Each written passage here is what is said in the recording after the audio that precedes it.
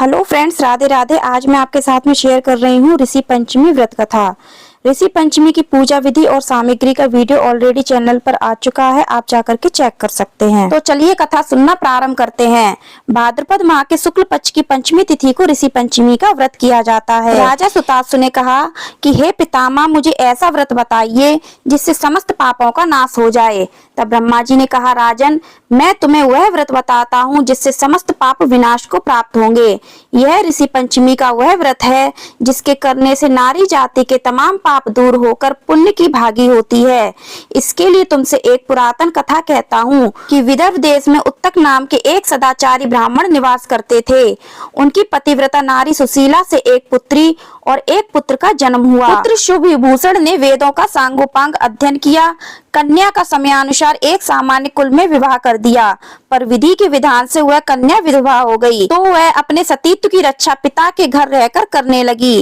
एक दिवस कन्या माता पिता की सेवा करके एक शिलाखंड पर शयन कर रही थी, तो रात भर में उसके सारे शरीर में कीड़े पड़ गए। सुबह कुछ शिष्यों ने उस कन्या को अचानक इस दशा में देख उसकी माता सुशीला को निवेदन किया कि माता, गुरु पुत्री के दुख को देखिए। गुरु पत्नी ने जाकर पुत्री को देखा और अपनी पुत्री की अचानक यह दशा देख के नाना तरह से विलाप करने लगी और पुत्री को उठाकर ब्राह्मण के पास लाई। ब्राह्मण भी पुत्री की दशा देखकर अति विस्मय को प्राप्त हुए और दुखी हुए। तब ब्राह्मण ने हाथ जोड़कर कहा, महाराज, क्या कारण है कि इस पुत्री के सारे शरीर में कीड़े पड़ गए? तब महाराजा ने ध्यान करके देखा तो पता चला कि इस पुत्री ने 7 जन्म पहले ब्राह्मणी थी, तो एक दिन रजस्वला होते हुए भी घर के तमाम बर्तन, भोजन सामग्री छू ली और ऋषि पंचमी व्रत को भी अनादर से देखा। उसी दोष के कारण इस पुत्री के शरीर में कीड़े पड़ गए, क्योंकि रजस्वला रजोधर्म वाली नारी प्रथम दिन चांडाली के बराबर व दूसरे दिन ब्रह्मघातनी के समान व तीसरे दिन धोबिन के समान शास्त्र दृष्टि से मानी जाती है। तुम्हारी कन्या ने ऋषि पंचमी व्रत के दर्शन अपमान के साथ किए, इससे ब्राह्मण कुल में जन्म तो हुआ पर शरीर में कीड़े पड़ गए हैं। तब सुशीला ने कहा, महाराज, ऐसे उत्तम व्रत को आप विधि के साथ वर्णन कीजिए जिससे संसार के प्राणी मात्र इस व्रत से लाभ उठा सके। ब्राह्मण बोले, हे सहधर्मणि, यह व्रत भाद्रपद की शुक्ल पक्ष की पंचमी को धारण किया जाता है। पंचमी के दिन सुंदर नदी में स्नान कर व्रत धारण कर सायंकाल में सप्तऋषियों का पूजन विधान से करना चाहिए। भूमि को शुद्ध गौ के गोबर से लीप के उस पर अष्टदल कमल बनाकर नीचे लिखे सप्तऋषियों की स्थापना कर प्रार्थना करनी चाहिए। महर्षि कश्यप, अत्रि, भारद्वाज, विश्वामित्र, गौतम, जमदग्नि, वशिष्ठ महर्षियों की स्थापना कर आचमन, स्नान, चंदन, फूल, धूप, दीप, नैवेद्य आदि पूजन कर व्रत की सफलता की कामना करनी चाहिए। इस व्रत को करके उद्यापन की विधि भी करनी चाहिए।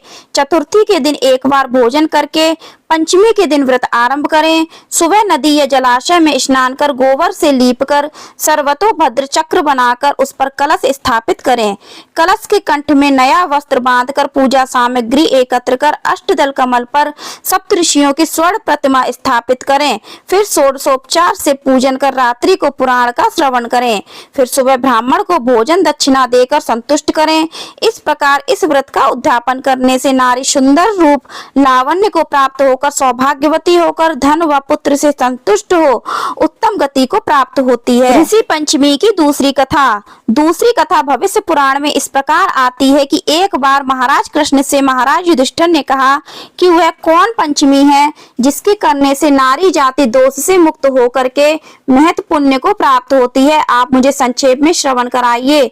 तब भगवान कृष्ण जी ने कहा, राजन, भाद्रपद माह के शुक्ल पक्ष की पंचमी को ऋषि पंचमी का व्रत रहने से नारी रजस्वला से मुक्त होती है, क्योंकि जब इंद्र ने वृत्तासुर को मारा था तब ब्रह्म हत्या का एक भाग नारी के रज में, दूसरा नदी के फेन में, तीसरा भाग पर्वतों में, चौथा भाग अग्नि की प्रथम ज्वाला में विभक्त किया था। इससे हर जाति को नारी रजस्वला होने पर प्रथम दिन चांडाली, दूसरे दिन ब्रह्मघातनी, तीसरे दिन धोबिन की तरह दोषी होती है।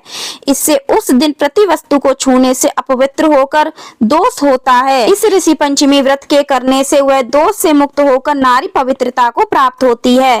हे राजन, विदर्भ देश में एक शेनिजित नाम का राजा था और उसी राज्य में एक सुमित्र नाम का विद्वान ब्राह्मण था। उसकी पत्नी का नाम जयश्री था। एक दिन वह रसोई घर में रजस्वला धर्म को प्राप्त हो गई और वह समयानुसार भोजन आदि वस्तु छूती रही। इस प्रकार समय पाकर दोनों पति पत्नी की मृत्यु हो गई। मरने पर ब्राह्मणी का कुतिया का जन्म हुआ और ब्राह्मण को बैल का जन्म लेना पड़ा। पर इन दोनों को अपने तप के प्रभाव से पूर्व जन्म की बातों का स्मरण बना रहा और वह दोनों प्राणी अपने ही पुत्र के घर में पुनः जन्मे।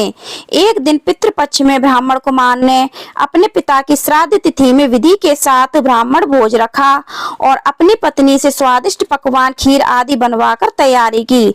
भाग्यवश एक सांप ने उस खीर में जहर उगल दिया। यह हाल वह ब्राह्मणी कुतिया बनी देख रही थी, तो उसने सोचा अगर ब्राह्मण खाएंगे तो मृत्यु को प्राप्त हो जाएंगे, इससे मेरे लड़के को हत्याओं का भारी पाप लगेगा। इससे उस खीर को कुतिया ने जानबूझकर झूठी कर दी। उस बहू ने कुतिया को इतनी मार मारी कि उसकी कमर तोड़ दी और खीर फेंककर दूसरी बना ली। फिर श्राद्ध कर सब ब्राह्मणों को भोजन कराया। रात को कुतिया ने जाकर अपने पूर्व पति बैल से दिन में होने वाली सारी घटना बताई तो बैल बोला, प्रिय, तुम्हारे पाप के संसर्ग से आज मुझे बैल होना पड़ा और आज मेरे लड़के ने दिन भर मेरा मुंह बांधकर जोता है और अभी तक एक मुट्ठी घास भी नहीं डाली। यह सारी बातें ब्राह्मण बालक भी सुनता रहा, जिससे वह बड़ा दुखी हुआ। माता पिता को भोजन देकर वह दुखित मन से चला गया। उधर ऋषियों को दंडवत करके पूछा, महाराज, मेरे माता पिता कुतिया व बैल की योनि में हैं, वह किस प्रकार इस योनि से छुटकारा पा सकेंगे? तो ऋषियों ने बताया, तुम्हारे माता पिता ने रजो धर्म दोष से कुतिया व बैल का जन्म पाया है। इससे तुम घर जाकर विधि से उत्तम व्रत ऋषि पंचमी का करके उसका फल अपने माँ बाप को समर्पण करो, जिससे वह पशु योनि से मुक्त होकर स्वर्ग को प्राप्त करें। मुनियों से विधि सुनकर ब्राह्मण पुत्र ने घर जाकर विधि के साथ सर्वान्न सहित भाद्रपद शुक्ल पंचमी को ऋषि पंचमी का व्रत किया और श्रद्धा से उस व्रत का फल उन अपने माता पिता को समर्पण किया, जिसके प्रभाव से वे इस क्रूर योनि से छूटकर दिव्य देव विमान पर आरूढ़ हो स्वर्ग को प्राप्त हुए। हे राजन, जो स्त्री इस व्रत को विधि के साथ करती है तथा श्रद्धा से सप्त ऋषियों का पूजन करे, वह नारी भयंकर दोष से छूटकर शीघ्र ही धन, पुत्र, पौत्र आदि सुख सौभाग्य रूप को पाती है। इस व्रत को करना नारी जाति का मुख्य कर्तव्य है। इससे मन, तन आदि के दोष से मुक्ति होती है। जो फल तीर्थों के करने से प्राप्त होता है, वे इस व्रत से अनायास नारी जाति को मिलते हैं। तो फ्रेंड्स, आपको वीडियो कैसी लगी, कथा कैसी लगी, कमेंट करके जरूर बताना। पसंद आई तो लाइक करना, ज्यादा से ज्यादा फैमिली और फ्रेंड्स में शेयर करना, चैनल को सब्सक्राइब करना, बेल आइकन को प्रेस करना और कमेंट में राधे राधे अवश्य लिखना। धन्यवाद। राधे राधे।